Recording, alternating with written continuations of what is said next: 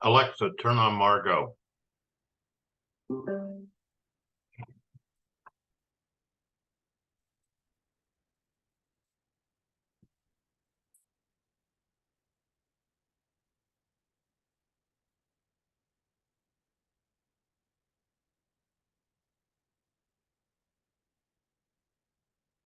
I'm going to be recording this, and put it in archive.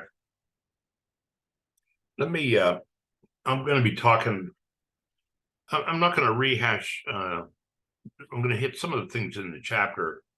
One of the things I wanted to present tonight and talk about it a little bit, and I have a couple other webinars on it, is a concept called problem framing.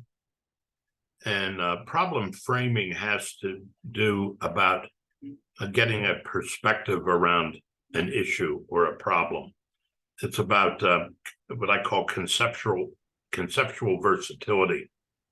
And my view of successful leaders, people in successful leadership positions, have the ability to look at a problem or a situation from a number of different perspectives.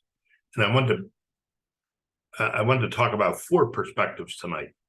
And in the assignment this week for this, I gave you an assignment on the problem framing. There's a self-assessment you can take. What I'm trying to get at with you is what is your preferred perspective at looking at problem solving? When I think of leadership, sometimes I break it down this way. Besides the skills we're talking about, I think one big thing leaders do is they make decisions, and that's a big aspect of leadership. Another big aspect of leadership is kind of setting a direction or vision. And then the other really big aspect has to do with I guess they're just day-to-day interactions with people, how they manage to get things done, how they manage people. And I kind of look at leadership from those perspectives. And one of the things tonight I want to talk about a little bit is some different styles you can take in terms of making decisions. But let me bring up some PowerPoints and we'll get going with this.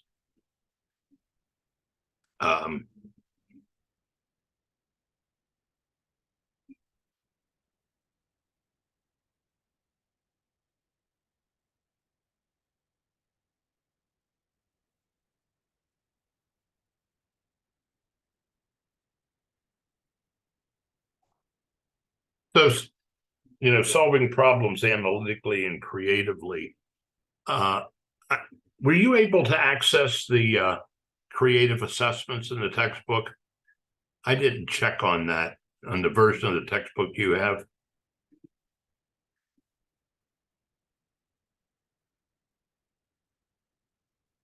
Yeah, I haven't looked at them yet. Okay. If you have anyone have problems with those, let me know, and I'll try and get you paper pencil versions of them. I mean, we all have knowledge that we bring to a situation. Explicit knowledge is a little bit of what you're getting right now. This is knowledge that can be learned. General information. It's accessible information to you out there. Then the other kind of knowledge that we bring to a situation is tacit, and it's based on our experience. It's not always possible to articulate it, and sometimes it's very job or situation specific. So we're all bringing knowledge in. Tacit knowledge, this is what consultants rely on a lot. Within that context, it leads to types of decision making. Programmed decision making is we tend to have expert knowledge, can recognize the problem. Sometimes we call that instinctual decision making or programmed. That might be what some of the creative decision making relies on. Or if we're a person with a lot of experience, have seen a lot of situations. Non-programmed decision making is you're not an expert. Not everyone has the information, and talks a little bit about the rational decision-making model. One of our faculty members, Jim Smither, in here has put together some really good 4 really good videos on rational decision-making, and I've included them for you here. I just wanted to talk a little bit about rational decision-making, which I think is pretty self-explanatory in the sense of I think it's a good model to think of, a good structured model to think of, where you define the problem, exactly what the problem is, and you generate a lot of alternative solutions. You evaluate the alternatives and implement and evaluate. It all sounds pretty rational and pretty straightforward. But each of those areas has a number of problems associated with them. Probably the most difficult for most people is defining the problem. And actually, that's probably the single most important issue, because if you don't define the problem correctly, it leads to faulty decision making. One of the major problems, too often we personalize problems, and the natural tendency is to blame people. You see it in sports all the time. If a team isn't performing, it's the coach's fault. And you find teams that are constantly changing coaches but don't get any better. Well, that happens in organizations too. The rational decision-making model, which is on the left there, on the right, what is meant by bounded rationality, these are some of the problems associated with this model. You're trying to identify what the problem is, but one of the tendencies we have is to try and get a real simplified, make a real simplified statement as to what the problem is, something that's easily understood. The second thing, we're supposed to develop an exhaustive list of alternatives. Too often, we are drawn to developing alternatives that are straightforward or familiar and what's been done. We don't get creative about it. We're supposed to evaluate alternatives, but too often we evaluate alternatives as soon as we think of them. And more often than not, we may use distorted information in decision making. We're supposed to pick the best alternative, and too often we pick the first acceptable. For like you're going shopping for a car, and you say, hey, I'm going to go to these 3 dealerships. Here's 3 types of cars I want to look at. You go to the first dealer, you find a car, you fall in love with it, and you purchase it. You don't look at all the alternatives. So that's one of the problems with some of the rational decision making. I would encourage you to look at if you're interested in this. It's a really tried and true way of making decisions, and you see it quite a bit. I mean, this is the model that a lot of organizations use, and it's a good model. It's a good structured way to think about making a decision. But I want to spend a little bit of time on a concept of leadership decision-making styles. And you're in a leadership position when you make a decision. What are some of the issues to take into account in terms of your style for handling it? Usually leaders have 4 primary styles we can think of. One is, maybe I would call it an autocratic, or a more, I don't like the word autocratic, a more authoritative, authoritarian type, where the leader makes the decision. You as the leader just makes it and expect people to go along. Another approach to take, and think about leaders you work with. Another approach is the leader might present a problem to people, get a lot of input, and then makes the decision. So I come to you for a lot of input on the decision I have to make. Another approach is a more facilitative, where the leader becomes a problem solver. So I might throw a problem out to all of you, and then I jump in there and try and be a problem solver with you. and come up with a consensus decision that all feel good about. And then a final style is more a delegative, where I'd actually turn the decision over to you and I would go along with it. So that's kind of at the other extreme. In deciding which kind of an approach to use, there are four things to take into account, or 6 or 7 things to take into account. If you're making a decision, some of the questions to ask about the decision are that would impact the style you choose, or how significant is the decision being made? How significant is it? How important is commitment of people to the decision? How important is it that all the people around you are committed to it? As a leader, how expert are you at making the decision? How much input do you need? You have the knowledge. On any decision you're going to make, how likelihood is the commitment going to be? Are people going to commit to it, try and sabotage it? How often do people have shared objectives in your work unit or in your organization? And then the people that are working for you, how much expertise do they have?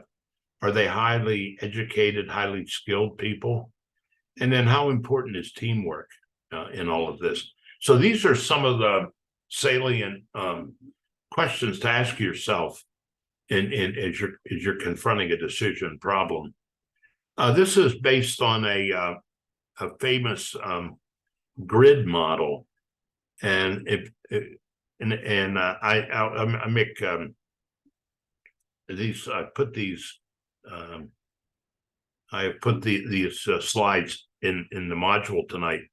But basically, this was saying here is if you have to make a decision, give you an example. If the decision significance is high, which is H, and the importance of commitment is high, but let's say your leadership expertise is low. So we're kind of moving along high, high, low. Then how likelihood is the commitment? Well, if it's high, if high commitment, there's the H. If shared objectives is high, let's say everything else is high, then that would say the facilitative decision might be the best. So that's how you go across this grid. So you classify, and this is pretty interesting. I've given you an assignment associated with this. I don't know if you've ever seen the movie 13 Days. And I've played it's a decision that took place before your time. Sadly, I was alive and very much frightened when this decision was going on, where Russia had put nuclear weapons in Cuba, and very much could have led to. I think we did come close to a real problem. And so I play about 10 to ask you to look at about 10 to 15 minutes of this movie and apply this model to the movie. So that's that part of the movie. So that's one of the assignments. But I think it's a good way of thinking about, so you have Kennedy in a position of making a decision.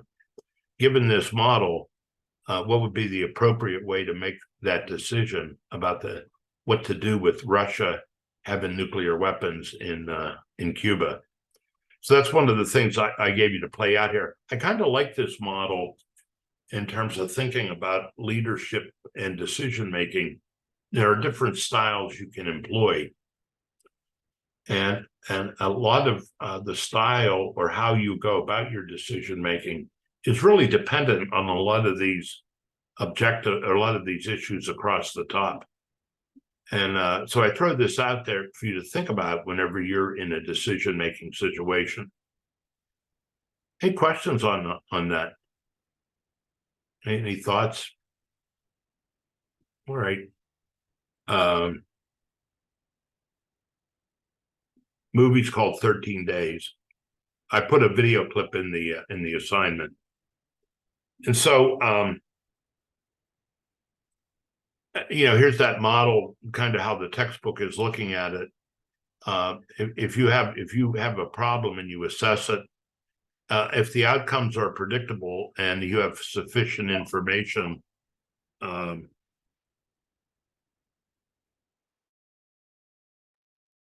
me stop till I get the phone stopped. Sorry about that. If you hit a yes there, then that would say that the rational decision-making problem is one of the best. If you have information, if on the other side of the coin, you might be answering no to those questions, that's when you come into some of the more of the creative problem solving that the chapter talks about. Some of that maybe more instinctual side to the decision making, the approaches to creativity. When you may or may not think of yourselves as creative, but all of you are creative in one way or another. That one assessment on approaches to creativity is to kind of give you some sense of the area that you're most creative in. And the textbook outlines a number of creative problem solving things you can do, brainstorming, ideas, etc. I don't know if you've ever heard of a design firm called IDEO. It's a pretty famous design firm. There's some interesting videos. They like developed the mouse, different kinds of all kinds of things like that. Pretty phenomenally creative how they go about what they do. That's where their problem solving gets into a lot of areas talked about on the right and in the textbook. All right. And then finally, I'd like to throw out to you a concept. Before I get into that, I wanted to just quickly show you a couple things on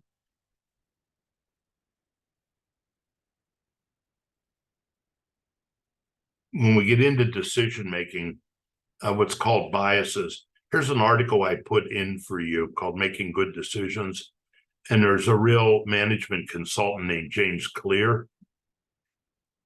One of the things to be aware of in making decisions, we all come into this with biases, and it's really important that we try and analyze our bias.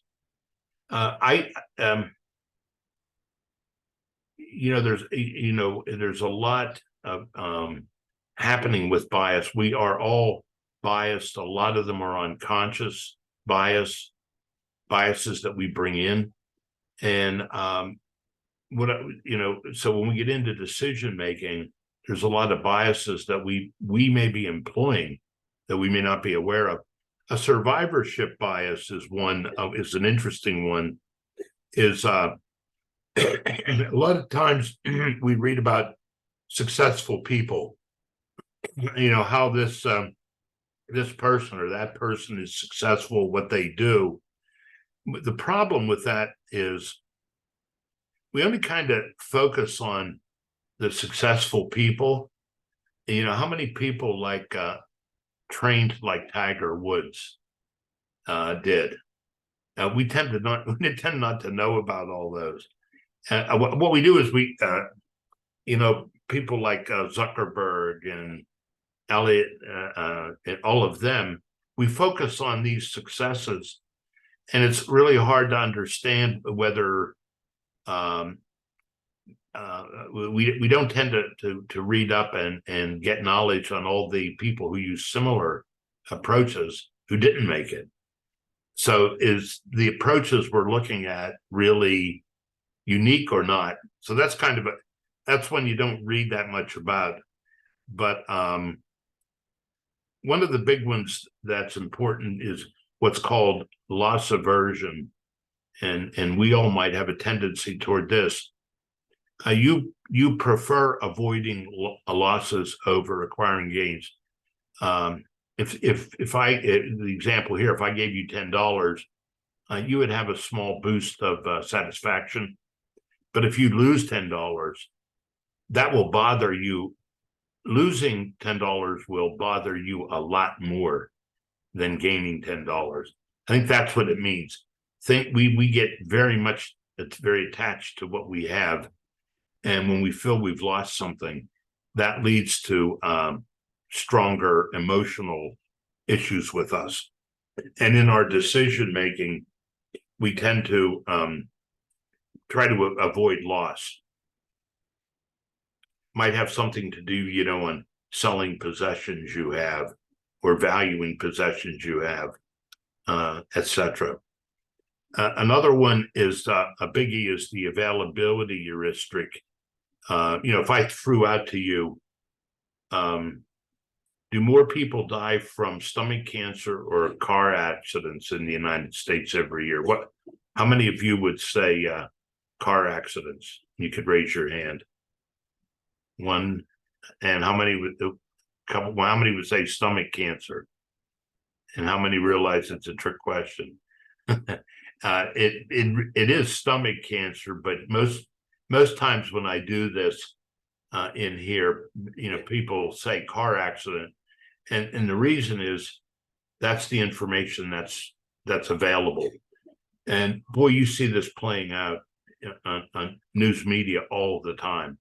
This availability bias is constantly in front of us. Whatever is available, we tend to give it a lot more credence. Basically, what actually happens in the world versus what's covered in the news, we actually tend to give more weight to what we see all the time happening. So be aware of this bias. But this is a real strong one too. We're coming up on an election, so we're probably going to hear about immigration and gun laws. And it's funny how every election cycle certain things come up into the media, healthcare, things we haven't heard about in a long time. Anchoring is another interesting one. It's important to know. You ever see people no more limited to 4 per customer, 3 per customer? This kicks off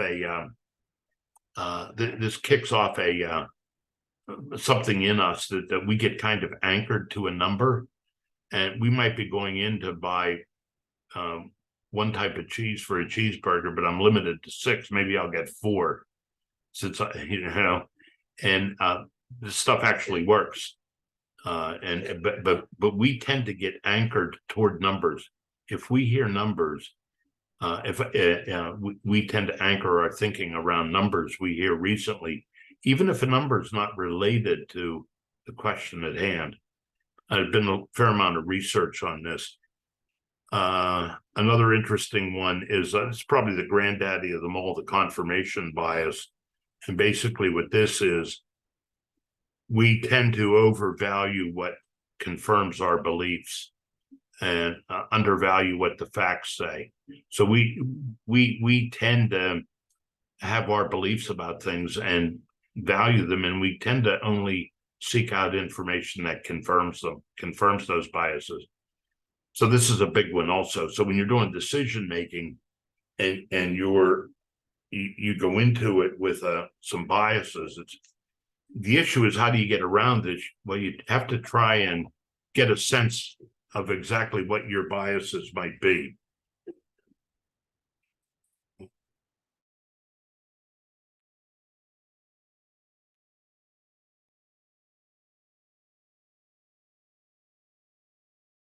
All right, I think I'm going to try and get that turned off.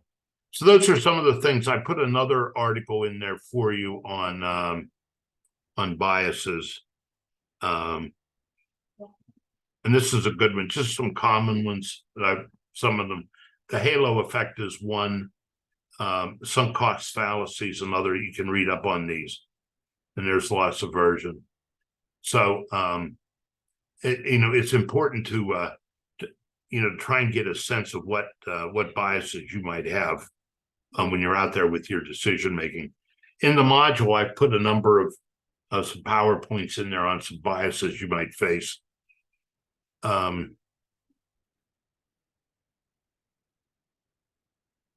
And let me then end with a little discussion on what I call problem framing.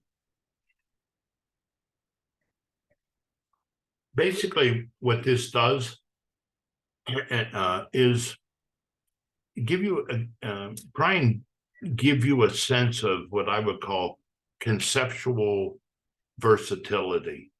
And it really deals with problem framing rather than problem solving. In other words, how you frame a problem might be an indication of how you begin to solve it. Basically, it deals with what assumptions do you make about a problem you're facing. And why do I like the word frame?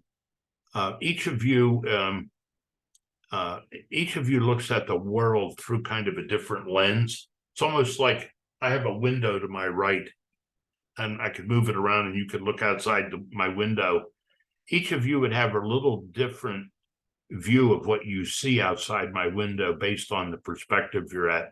That's why we have the framing. I use the framing model. It depends.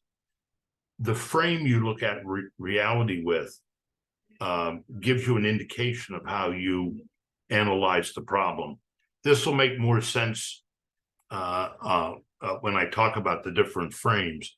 But really, we're talking about giving you a perspective on a problem as opposed to initially diagnosing it. Common myths about diagnosing problems. The people blaming approach is probably the most common. That's the easiest way. Oh, you know why we have this problem? It's because of so-and-so. Well, what happens is if you can diagnose it as a person, it's all done, it's all neatly wrapped up. You don't have to get involved anymore. Or if you define the problem, well, we have such a bureaucratic environment around here, we'll never get anything done. That's the problem. Again, you put everything in a neat package and it absolves you or others from taking any responsibility for solving it. And the final myth we throw out at problem solving is, well, I don't have enough power to do anything about it. And so these kind of neatly wrap the problem up in a package, which kind of absolves us. But another approach I want to talk about is looking at problems through 4 frames. And one of the frames is a structural frame. I'll explain each one. Another one is a more human, person-oriented. Another is political. And finally, a symbolic frame. In the module, there are a number of handouts on this for you. And I would recommend the book very much. I have a reference for it at the end. One of the better management books, it would be in my top 5 list if I had to put management books. The structural frame emphasizes the importance of roles and relationships. This kind of person would love organization charts and policies and structures. Structures are created to fit an organization's environment, culture, technology. And in a lot of your management classes, there are courses on organizational structure, organizational design. Organizations tend to divide labor. And, you put people with similar expertise in one area. We'll put all the accountants in one area and all the marketing people in another. You create policies. You create hierarchies. People who look at things from a structural point of view says the structure does not fit the situation. And their view is the solution is to reorganize things. So if you're a person who has a preference for structure, and some of the critical assumptions behind this frame are organizations exist to accomplish goals. We need to find the right structure to get things done. And organizations are very rational. This model of looking at organizations goes back to the early days of of management theory. Actually, one of the early books is a book on bureaucracy.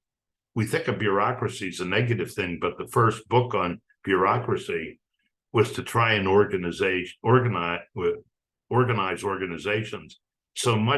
Many of organizations were run based on nepotism in the past. This was a way to bring order and structure.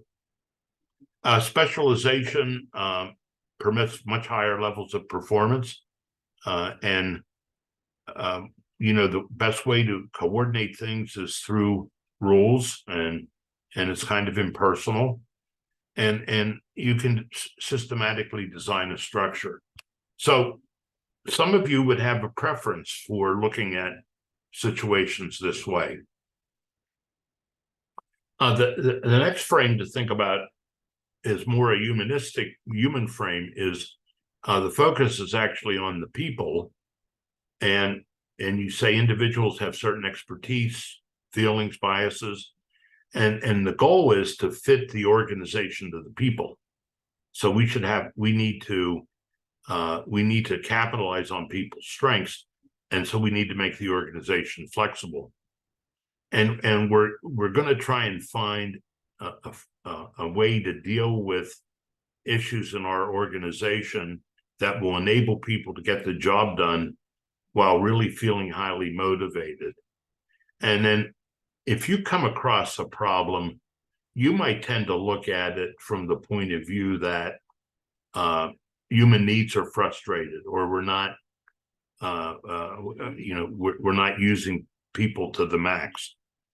The assumptions behind this is organizations exist to satisfy needs. Organizations and people need each other. If the fit's poor, one or both will suffer. Individuals will exploit, or the organization will exploit. And when the fit is good, there's meaningful work for people, etc. So if you're in a meeting and you happen to be a strong structuralist, and there's a strong person from a human perspective, you can see that you're going to have a lively discussion on solving a problem. And it's really a lot based on the perspective or the frame you're bringing to the situation. That's why we use the word frame. So if you bring a structural frame, you will have a different approach to the problem than if you bring a human frame. The next, we tend to think of politics as negative. I tend to think of politics as reality, as neither good nor bad. But in an organization, there is a political frame at work. And we haven't tended to study this. The first two frames we've studied a lot in our management programs and in our schools of sociology and social psychology. The political frame, though, exists. And this is where organizations are arenas of scarce resources. Power and influence affect the allocation of resources. So conflict is very much expected. Bargaining, coercion, compromise are part of organization life. If there are problems, if you approach issues from political frame, you might think there's an uneven distribution of power or a power vacuum. This all gets into the notion of power and how power is used. And this is one of the topics we'll be covering later this semester. I believe political skill and acumen are very important. And I believe that, but I also, if you come from situations from the political frame, these are some of the skills that are necessary. Again, good political skills are not necessarily bad or good. They're what enable you to get things done in an organization. Some of the assumptions here is some of the most important decisions an organization makes has to do with allocation of resources. And organizations are coalitions of interest groups. And different interest groups in an organization have values. And, you know, if you have a political frame, you're not necessarily looking to the organizational structure. You're looking to where the coalitions of people are. The organizational goals arise from bargaining, negotiating, vying for position through conflict. So power and conflict then happen to be central features from a political point of view. I have a little note at the end about the manager as politician. I'll throw up here what some of the political skills are, which all of you probably use to a certain extent.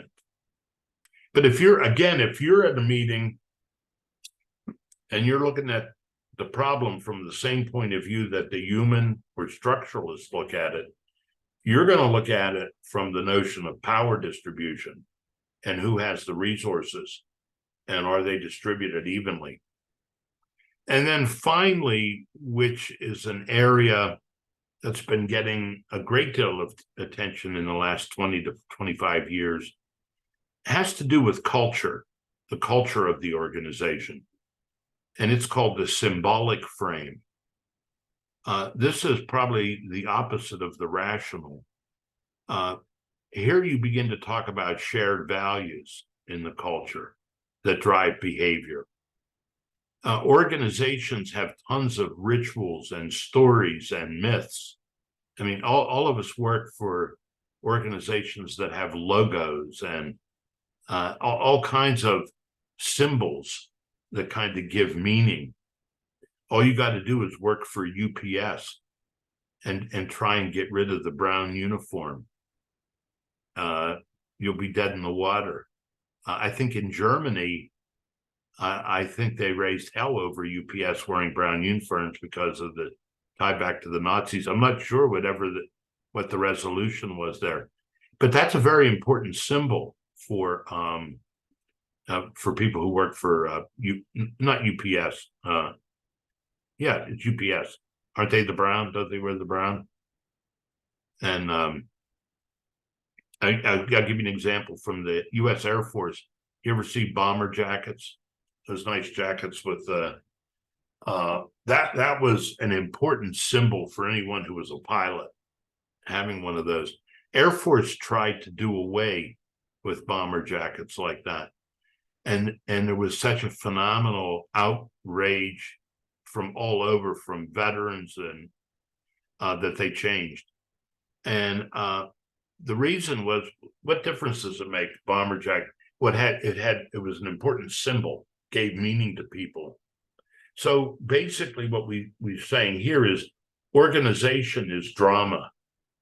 And if there's a problem in the organization, we have bad actors, or symbols lose their meaning, or rituals may have lost their power. And you can improve things through symbol and myth. So when you're talking about the symbolic frame, you're talking about visions of leaders, of stories that people tell that convey the meaning of the organization. It's what gives meaning to your organization, what gives meaning to the people that work there. So what is most important is not what happened, but the meaning that people attach to what happened. It's the way people interpret events that's important. Many significant events are ambiguous. Ambiguity and uncertainty undermine rational approaches to analysis, problem solving, and decision making. So, if you're in a situation that is highly volatile, and there's change happening all the time, you need a manager who kind of can create a vision and give meaning to what's happening. Humans create symbols to reduce confusion and give meaning. So those events in our lives that are the most ambiguous are the ones where we have high ritual associated with them. And all organizations have a lot of rituals they go through, maybe yearly meetings and you name it. So we attach an awful lot to symbolic events. I'll just quickly read this. Each frame has its own vision of reality. Using the 4 frames, managers are more likely to appreciate the depth and complexity of organization life. Effective managers rely intuitively on the different frames, blending them into a coherent, pragmatic, personal theory of behavior. Understanding all 4 frames can enrich your native intuition and increase the ability to act effectively in really complicated and ambiguous situations. So the real issue here is for you to become a lot more savvy about these different frames which people look at organizations from. And a lot of the skills we're talking about in here are skills associated with one or more of these frames. Again, the structure will emphasize rationality, likely to believe strongly in the importance of well-developed management system. A good leader is someone who thinks clearly, makes good decisions, has good analytic skills, and can design structures and systems. In the human resource, again, it's the people. A good leader is a facilitator who supports and empowers others. So another real different definition of leadership. And how are we evaluating our leaders? The political would say a good leader is an advocate and negotiator who understands politics and is comfortable with conflict. And then the symbolic, a good leader is a prophet and visionary, uses symbols, tells stories in a way that give people hope and meaning. So all of these, as you lead to leadership, all of these have a way. And, that's why you hear different people's evaluations of different leaders out there. You may have a leader that exhibits structure or symbolic leadership, but if he's being evaluated from a structural point of view, might not get very high marks.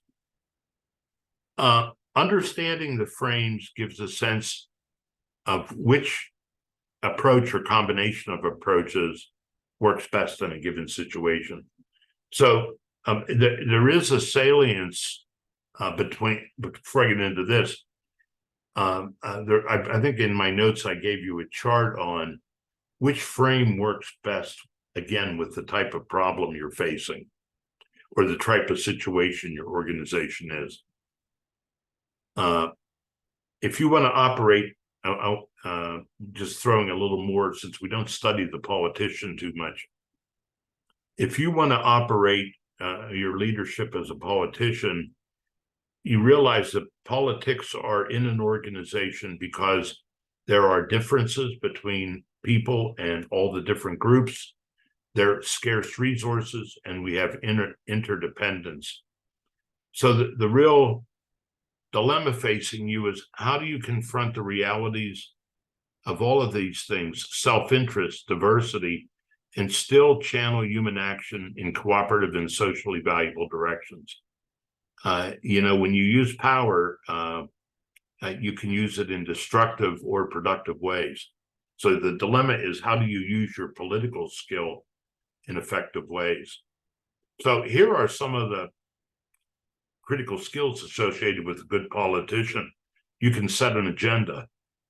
You can create a vision and get support from constituents. You're really good at networking and coalition building. Networking's a good thing. I always tell people that work for me, some of the best employees are the best networked. They could leave the job at any moment. That's a political skill.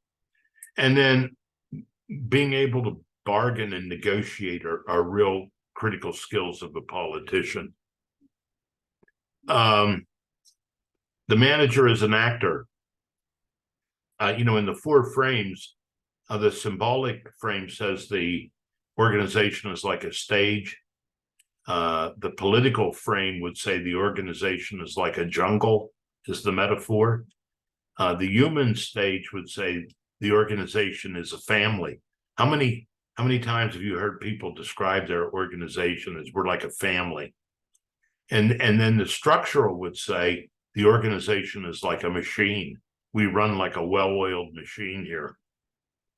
So stepping back a minute, the manager is actor in the symbolic frame.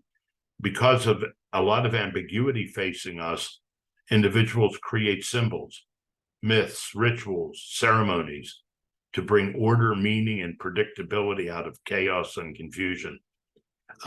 Take a look at the strike, the UAW strike. It would be interesting. Look at it from both the political and the symbolic frame. Take a look at some of the symbols being used, etc. Out there.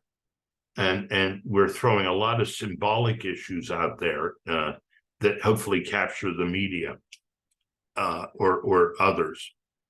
So symbolic leaders frame and interpret experience. They use symbols to capture attention of people. They communicate a vision. They tell stories. The symbolic leader understands the deepest values and most pressing concerns of his or her constituents. So going back to leadership, leadership can have a two-edged sword. An effective structural leader is a social architect. An ineffective one is a petty tyrant. An effective human leader is a catalyst servant, and an ineffective one is a wimp or a pushover. An effective political leader is an advocate, and an ineffective one can be seen as a con artist or hustler.